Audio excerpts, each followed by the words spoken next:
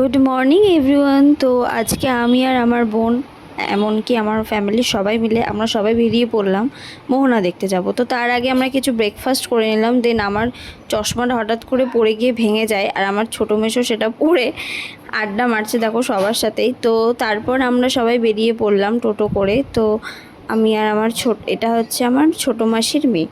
তো আমরা সবাই মিলে যাচ্ছি, বেশ ভালোই লাগছিল ওয়েদারটা, তোমরা সবাই দেখতেই পাচ্ছ, তাই ক্লিপে নিয়ে নিলাম একটু।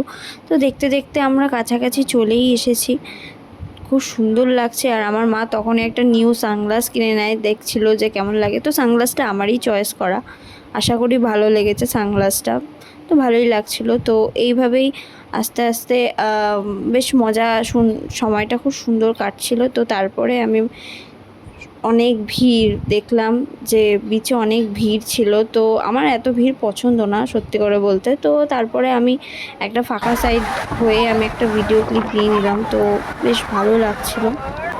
তো এইভাবে আমি জল নিয়েও খেলা করছিলাম, আমার খুব ভালো লাগে সমুদ্র।